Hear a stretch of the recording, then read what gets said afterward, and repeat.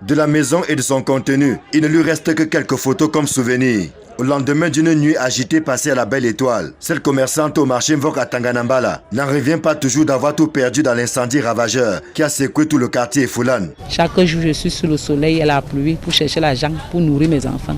Mais aujourd'hui, je suis devenue 0-0. Tout ce que j'ai fait sur terre, c'est fini.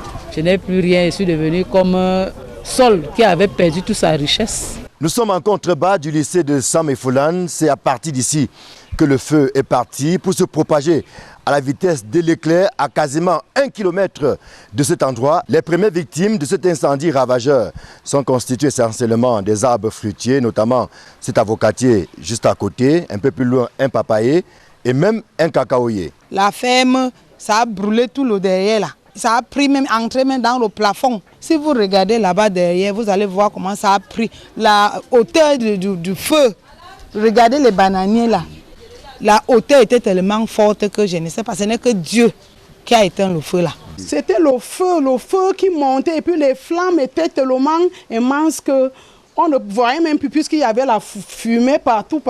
Heureusement que j'ai un mur de soutènement là derrière. Sans ça, c'est que les flammes là devaient même faire plus grave. C'est ça qui a plus amorti le choc. En fait, le feu dont l'origine demeure inconnue jusqu'ici a suivi les rigoles et autres canaux par lesquels s'évacue l'essentiel des eaux en provenance de nombreux foyers situés dans ce pan du quartier Efulane. Sur environ 1 km, en contrebas de l'endroit où le camion est tombé, d'innombrables dégâts matériels ont été enregistrés. Mais le bilan aurait été plus lourd si les habitants du quartier, appuyés par les sapeurs-pompiers, n'avaient pas trouvé rapidement une astuce dès que le carburant a commencé à ruisseler partout dans la zone. Puisque l'essence circulait partout ici, ça passait. On a réfléchi que ça peut être comme ensemble.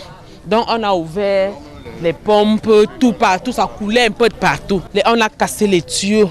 Donc avant l'incendie, donc si on n'ouvrait pas les vannes là, tout le quartier s'est même brûlé. Sur le site, des agents d'Eneo s'activaient à rétablir l'électricité, pendant que certains jeunes en quête de ferraille se bousculaient dans les décombres. En dehors des maisons, une quincaillerie ainsi que quelques boutiques, parmi lesquelles un atelier de couture et un salon de coiffure, ont subi les affres de l'incendie provoqué par ce camion, qui s'est renversé lundi aux environs de 16 h, créant un vent de panique non seulement à Efulane, mais également dans plusieurs quartiers environnants. 24 heures après le drame et dans l'attente des résultats des enquêtes qui ont été ouvertes, on en est à faire le bilan de ce qui a failli ressembler à la catastrophe de Sam survenue en 1998. Le bilan affiche une dizaine de maisons, dont au moins 5 entièrement consumées.